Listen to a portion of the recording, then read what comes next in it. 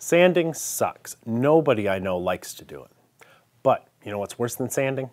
Spending a month building a project, fussing over the nice finish, then moving into the house, and when the light hits the top, it looks like crap because you didn't sand properly. Maybe you missed a spot, the flat surfaces might not be level and smooth, you may have those little pigtails or swirls in the surface, corners or edges might be rounded over, or you spend all your time getting the most visible areas nice and smooth, but you neglected other areas which you may not see as much, but people would be likely to touch, such as underneath the edges of the tabletops. Sanding can make or break your project as much as the joinery or finish, and there is a lot to learn if you wish to get the best results. This video will cover everything you need to know, from what grits to use, to how you may improve your technique, including some things other videos and articles neglect to tell you. I really recommend sticking around to the end. You're definitely going to learn something new. Now let's begin with the sandpaper itself. Generally, sandpaper may be broken down into 4 different types: garnet, aluminum oxide, silicon carbide, and zirconium. Garnet sandpaper is the least expensive. It's effective for hand sanding, but it wears quickly, so I wouldn't recommend it for power sanders. Pay attention to the quality of the paper itself. A lot of the inexpensive garnet sheets are so thin they tear too easily. Aluminum oxide is more durable. So durable, in fact, it's commonly used to sharpen tool steel as well. Most premium sandpaper made for woodworking is aluminum oxide, and it's worth the extra price. Silicon carbide is durable like aluminum oxide, but more brittle, so the particles will fracture, exposing new sharp edges. It's common in metalworking, but for woodworking, you're more likely to find it on the cloth-back belts and discs that you use on stationary machines. Sanding sheets over 400 grit are also likely to be silicon carbide because they're marketed for auto body work. Occasionally, you may find zirconium or zirconia sandpaper sold for woodworking. Zirconium fractures differently than silicon carbide to expose more sharp edges. It's sometimes called self-sharpening, but it requires a lot of pressure for that fracturing to happen effectively. So it's primarily used for metal. However, I sometimes see it blended with aluminum oxide for woodworking sandpaper. Another option is a carbide sanding disc. These are made by a company called Duragrit, and they come in a few lower grit sizes. I like them for leveling and shaping because they can be pretty aggressive. They also seem to last forever, as long as many packs of paper discs. In fact, I've all but replaced my coarse paper discs with a couple reusable carbide discs. I'll link to them below this video. As you shop for sandpaper, you're likely to see terms such as open coat and sterrated. Open coat paper has more room between the bits of grit for the dust to collect, so the paper won't clog up. Sterrated paper has a coating on the grit to prevent resins and other things from gumming it up. Both are useful for woodworking purposes, but the terms aren't consistently used by sandpaper manufacturers, so it's not always worthwhile to look for those specific terms. My advice is to avoid buying the cheapest paper on the market. Good paper is made from good, long-lasting materials. Then read the instructions and make sure it specifically says it's for wood use. If it is, it's most likely open coat. Now let's talk grits. You can shape wood with really coarse sandpaper just as you would a rasp or a file. That's where those coarse carbide discs come in really handy. But for most woodworking projects, I start with 80 grit. 80 is coarse enough to even out a seam on a less than perfect joint, or to remove the ripples and other marks left behind by milling machines. But 80 grit scratches aren't so deep that it will take forever to remove them later with finer grits, and that's the name of the game with sanding. Each grit removes the scratches left by the grit before it. This is why you do not want to skip through the grits too quickly. You may think you're saving money or time by only using 2 grits of sandpaper, but you're not. 80 grit removes material quickly, but it leaves moderately deep scratches behind. To get rid of those scratches, you have to wear the entire surface down to the bottom of the 80 grit scratches. Obviously, the finer the paper, the shallower the scratches it will create. If those scratches are too shallow, you'll have a lot of work to do to abrade that whole surface down to the level of the previous grit. This is not only going to take a great deal more time, but it wears out a lot more sandpaper. If you really make it a habit to work through the grits properly, you'll find the whole process is faster, more efficient, and less expensive. As a rule, never jump the grit more than 50%. That means after 80 grit, you would go no higher than 120 grit. Then after that, no higher than 180 grit, and so on, jumping 50% or less. Deciding when to move up a grit is another important issue. As I said, you must abrade away the entire surface of the board to the depth of the previous grit. Here's a great way to monitor your progress and make sure you're sanding evenly. Cover the surface with pencil lines. Don't push too hard with the pencil, just medium pressure. Now sand it away with your 80 grit.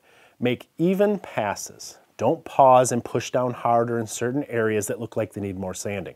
Just cover the whole surface with even strokes. At this stage, the board probably isn't perfectly flat, so you'll find pencil lines remain in a few low spots. Again, don't be tempted to concentrate more pressure on those spots to remove the pencil lines. You'll just make the surface even more uneven. Instead, recoat the entire surface with pencil again and repeat the process with more even strokes. The goal is to lower the entire surface of the board down to the level of those dips and valleys so everything is nice and flat. This is especially critical on tabletops and other surfaces that will be visible under light. When you can remove all the pencil lines with nice even strokes, you're ready to move to the next grit. But before you do, clean off the board to avoid cross-contamination. If a few 80 grit particles separated from the paper and they remain on the surface, they might get caught in the finer paper and continue making those deep scratches in the wood. It's always a good idea to brush or blow off the surface before you change grits. 80 was a good grit for initial flattening. The next level is 120, and now since the board's already flat, the process is going to be easier.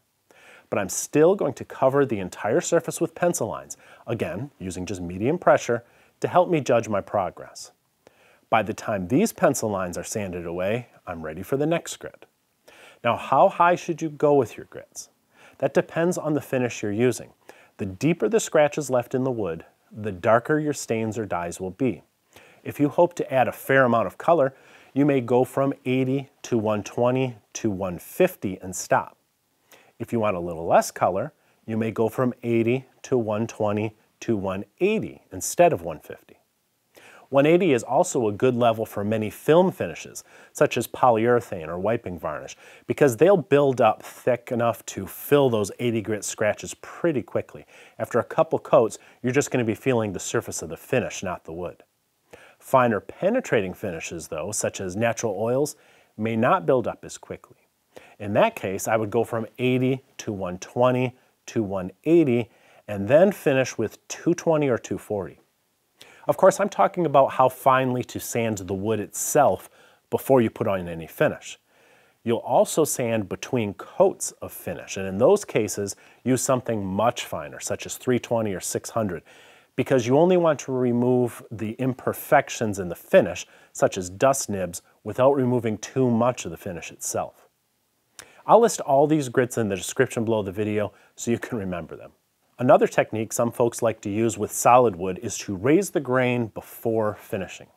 This means applying a thin coat of water to swell up the wood fibers, and then when the water dries, those fibers will remain a little swollen or raised above the surface of the wood. You can then smooth them back down again with light sanding. This will ensure that the finish itself doesn't swell those fibers back up, and you'll have a silky smooth surface.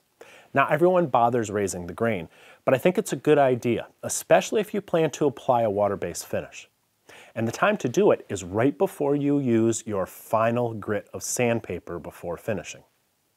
Before we move on to some tips to help you improve your sanding technique, I want to mention one more tip about your grit choice. Some folks like to sand end grain to a finer grit than the long grain surfaces in a project. For example, on a table or a cabinet top, you may have end grain along one edge. If the long grain is sanded to 220, you might sand the end grain portion to 320. The idea is that the end grain will naturally want to absorb more finish and will therefore appear darker than the long grain will. By sanding the end grain with a finer grit, you burnish those open fibers a little more so they will absorb less finish, and that'll help even out the color a bit. Another place you may do this is on a raised panel, where the profiles on the top and bottom are end grain and may otherwise appear a little bit darker than the profiles on the sides of the panel. Now let's talk about your sanding technique. Most of us do a lot of sanding with a random orbit sander like this one. These work really well if you use them properly, but I'll bet more than half of you aren't using them properly. For one thing, you shouldn't hog down on them to make them work harder.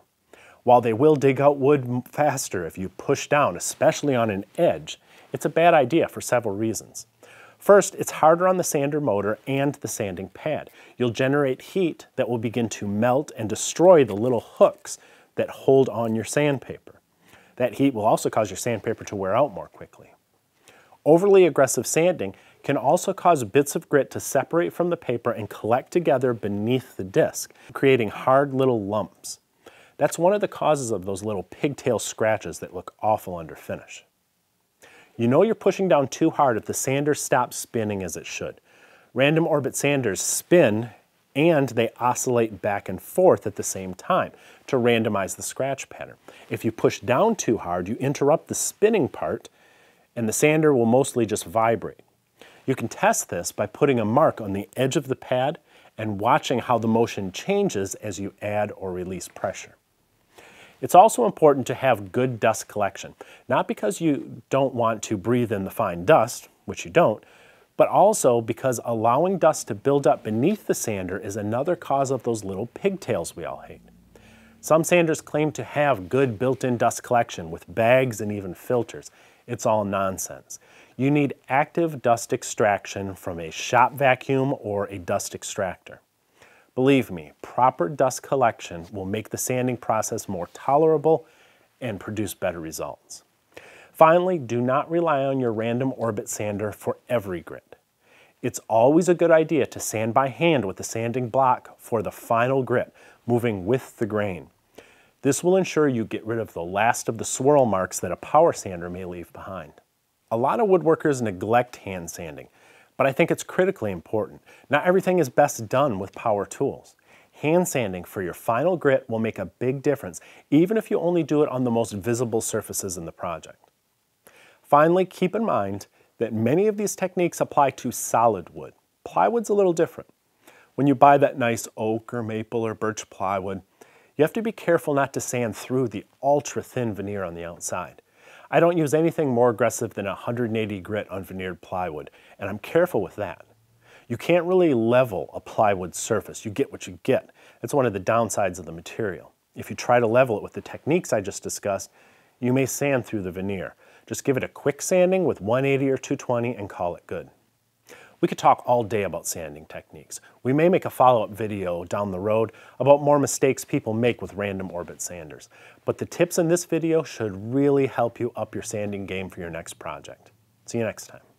I've been using Duragrit Carbide sanding products for years, and I still haven't worn out the first ones I bought. If I have a rough edge to smooth, a corner to chamfer, or a curve to shape, more often than not, I'm reaching for one of these cleverly designed tools.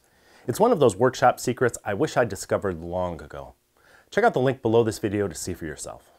Wait, don't go yet.